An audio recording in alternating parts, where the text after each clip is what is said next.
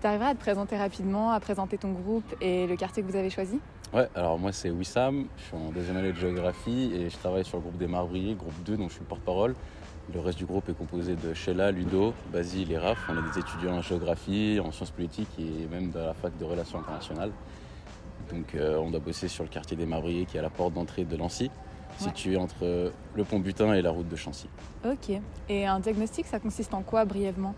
Alors pour nous, le diagnostic, pardon, c'est une observation, poser le regard sur le quartier et puis en tirer des plus, des moins pour ensuite, pourquoi pas, apporter des solutions.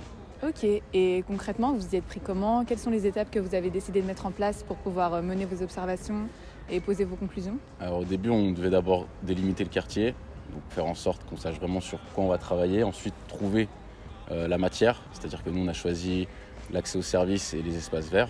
Ouais. Puis une fois que ça c'est fait, là on peut justement observer et tirer le diagnostic à partir des habitants, avec des micro-trottoirs, à partir de statistiques, avec des chiffres, et tout simplement aussi d'observations grâce au sens, la vue, même j'ai envie de dire l'odorat, Ouais. etc. Ok. Et est-ce qu'il y a des caractéristiques particulières ou des choses en particulier qui vous ont marqué sur le quartier, que vous avez découvert en entamant les diagnostics? Déjà le quartier, il y a un cimetière en fait dans le quartier, donc ça c'est quelque chose d'assez particulier parce que ça se trouve pas partout. Et il y a toute une économie qui est liée au cimetière, c'est-à-dire qu'il y a un fleuriste, il y a ceux qui s'occupent des pierres tombales, etc. Donc déjà ça c'est particulier. Et puis d'un autre côté, on est dans un quartier qui n'existe pas vraiment quand on a parlé avec les habitants, parce que pour eux les marbriers ça n'existe pas, dans le sens où il y a une route qui passe en travers du quartier qui Ouais. coupe en deux. Donc il y a ceux qui habitent d'un côté de la route, ceux qui habitent de l'autre, mais ensemble ça ne prend pas grand-chose. Et c'est pour ça qu'ils attendent dans ce quartier qui est en pleine densification que l'école qui est en train de se construire et les immeubles qui sont en train de se construire apportent justement une vie de quartier pour en faire autre chose qu'un quartier résidentiel. Ok, d'accord. Et du coup, au niveau de l'exercice du diagnostic, vu que c'est la première fois que vous en faites un, quels ont été les plus grands challenges que vous avez rencontrés, les difficultés auxquelles vous avez dû faire face?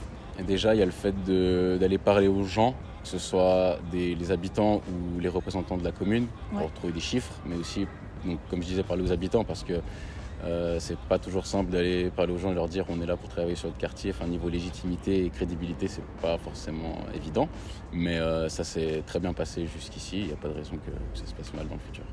Et qu'est-ce que vous avez envie que cette expérience vous apporte concrètement, que ce soit au niveau du côté académique ou même plus personnel, comme compétences ou quoi que ce soit? Personnellement, c'est déjà intéressant de découvrir entre guillemets des vocations parce qu'on n'a jamais fait ça, on ne fait pas toujours et on fera peut-être plus jamais, mais au moins ça a été fait. Et pourquoi pas du coup pour le futur se dire tiens j'ai bien aimé ça, Ouais. une fois que t'as le bachelor en poche, se dire tiens j'ai bien aimé ça, pourquoi pas me lancer là-dedans en termes de carrière. Sinon, plus compétences, forcément le contact humain et aussi le contact avec la nature, le quartier, etc. Ouais. Parce qu'on n'observe pas des quartiers tous les jours. C'est clair. Ok, ben, merci beaucoup en tout cas pour ces réponses-là. Merci à toi. Et du coup, pour nous, on pourra retrouver d'autres interviews sur notre Facebook, notre Instagram ou notre site internet que vous pourrez voir en description.